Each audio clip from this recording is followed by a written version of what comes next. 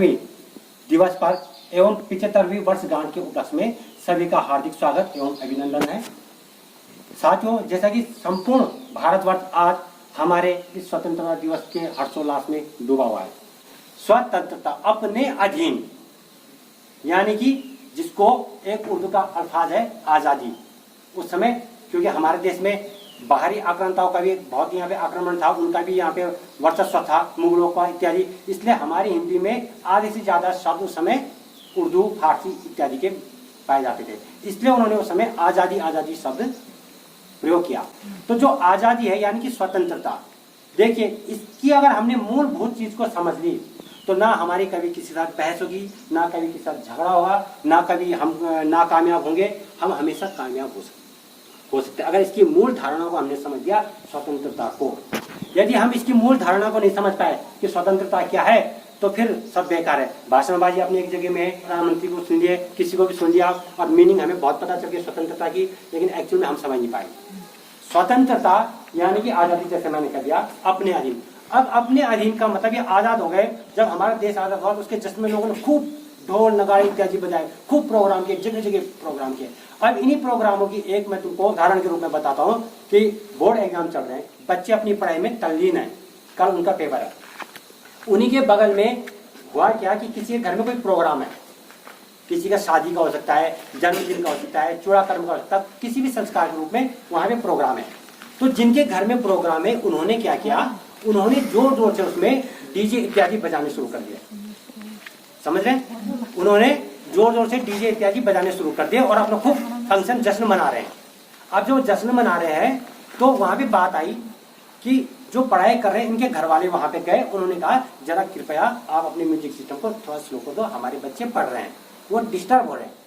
अब इतने लोग क्या कहने लगे, अरे तुम्हें पता नहीं हमारा देश आजाद है, हम तो आजाद, हम कुछ भी कर सकते हैं, और फिर हम अपने घर में कर रहे हैं। इस पॉइंट को नोट करो, समझिए इस चीज को। हम क्या करें कि हम अपने घर में कर रहे हैं इस चीज को, तुम्हें उससे क्या मतलब, हम अपने घर में चिल्लाएं, शोर करें, म्यूजिक बजाए, कुछ भी करें। उनका आप अपने घर में करो, ठीक है, आप आजाद हो, लेकिन आपके घर की आवाज से हमारे बच्चे डिस्टर्ब नहीं हो जाए। मगर क्यों, हम तो आजाद हैं। तो उसने कहा हम भी तो आजाद हैं, हमारे बच्चे भी तो आजाद हैं।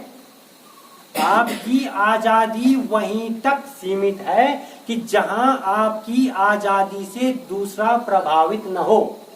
सीधी सी बात, समझे? आजादी का मतलब ये नहीं है कि हम कहीं भी जाकर के बोले कि हम आजाद हैं, हमारा देश 1947 में आजाद हो गया, हम कुछ भी करें कि नहीं, कि हमारी आजादी से अगर दूसरे की आजादी में बाधा पड़ रही है, दूसरे की आजादी में खलल पड़ रहा हो, तो फिर वो आजादी आजादी नहीं है। फिर हम कहीं ना कहीं दूसरे को अपना गुलाम बनाने की कोशिश कर रहे हैं, यदि हम उनका कहना नहीं मान रहे। तो हमें ये ख्याल रखना है कि हम उतने ही आजाद हैं जितने में कि हमारी आजादी से या हमारी स्वतंत्रता से दूसरे की स्वतंत्रता प्रभावित न हो। तभी आपको सही रूप में आजादी का अर्थ पता है। और अगर आपने बोला अरे मेरी मर्जी, मैं कुछ भी बोलूं, मैं कुछ भी, अगर आपके बोलने से दूसरा डिस्टर्ब हो रहा है तो कहीं ना कहीं आपने उसकी आजादी को हनन कर दिया। तो आजादी के प्रकार की बात कर रहा था मैं, सिर्फ वही आजादी नहीं है कि जो हम अंग्रेजों से आजाद हुए। आजादी, विचारों की आजादी, बातचीत की आजादी, पहनावे की आजादी, चलने की आजादी, खान पान की आजादी, बोलचाल की आजादी, रहन सहन की आजादी। हर व्यक्ति अपने आप में आजाद होता है और हर व्यक्ति का इस संसार में शैली होती है, जीवन की शैली होती है, वो चाहे कैसे भी जिए। और यदि हमने डायरेक्टली किसी को, अब माने तुम में से कुछ बच्चे हैं, उदाहरण देता हूँ, तुमने देखा यार ये बच्चा तो पढ़ने में बहुत ही, तुमने उसे चिढ़ाना शुरू कर दिया, अरे बुद्धू बुद्धू होता ना, अरे बुद्धू है, ये तो बुद्धू है, ये तो पढ़ता नहीं। तो कहीं ना कहीं तुम उसको वहां पर जो उसका अपना व्यक्तित्व है, व्यक्तित्व की आजादी का हनन कर रहे हो। भाई उसका व्यक्तित्व ही वही है, उसका नेचर ही वही है, जो नेचुरली, जो पैदाइशी वो अपने साथ जिस चीज को लेकर है वो नेचुरली है ना। तो तुमने वहां पे उसके व्यक्तित्व का हनन कर दिया।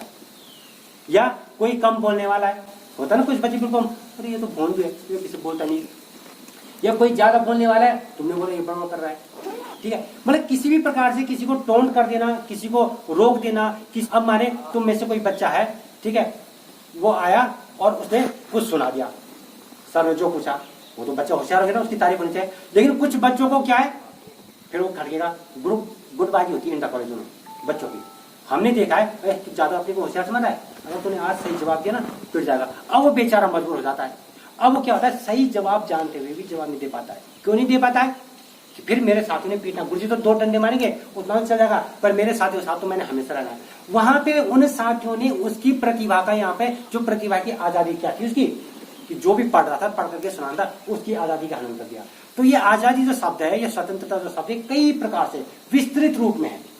तो हमने सिर्फ अंग्रेजों से आजाद होने को ही आजादी नहीं कहेंगे, हमें ये देखना है हमारे द्वारा क्या कोई दूसरा प्रभावित तो नहीं हो रहा हमारा, और हम आजाद सिर्फ वहीं तक है जहां तक कि हमारी आजादी से दूसरे की आजादी प्रभावित ना हो। यदि दूसरा आदमी तुम्हारे कारण मानसिक रूप से पीड़ित है या किसी रूप से पीड़ित है, या तुमने उसको कुछ इस तरह की बातें बोल दी कि उसको चुभ गई, और जबकि वो अपने आप में सही था। हाँ, यदि दूसरा लड़का या दूसरी लड़की, कोई भी सामाजिक व्यक्ति तुमको नुकसान पहुंचाने के लिए कहता है, तब तुमने प्रत्युत्तर दे दिया, वो तो सदियों से चला आ रहा है कि क्रिया होती है तो उसमें प्रतिक्रिया होती है, किंतु तुमने सिर्फ उसको परेशान करने के इरादे से, अंदर ये कमी है, तेरे अंदर ये कमी है, तू ऐसा है वैसा है, ठीक है, ये तेरा रंग ऐसा है, तेरा रूप ऐसा है, ये तू लचक लचा के चलता, कहीं शारीरिक वो करते ना, फिर तो वो सारी कहीं ना कहीं उनकी आजादी का हनन हो रहा है। किसकी?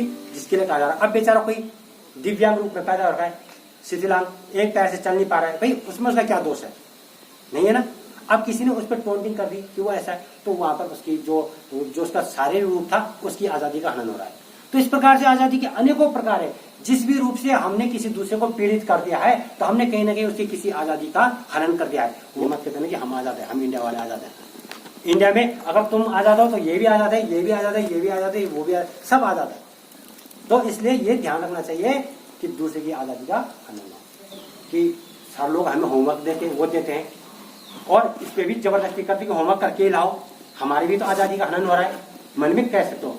लेकिन जहां पर दूसरे की भलाई के लिए फोर्स किया जाता हो, वो कहीं भी किसी की आजादी का हनन नहीं है, क्योंकि वहां पर दूसरे की भलाई होगी, उससे हमारा कोई व्यक्तिगत फायदा नहीं है, या आपके माँ बाप को कोई व्यक्तिगत फायदा नहीं है यदि आपको फोर्स करती कि पढ़ाई करो, होमवर्क करो।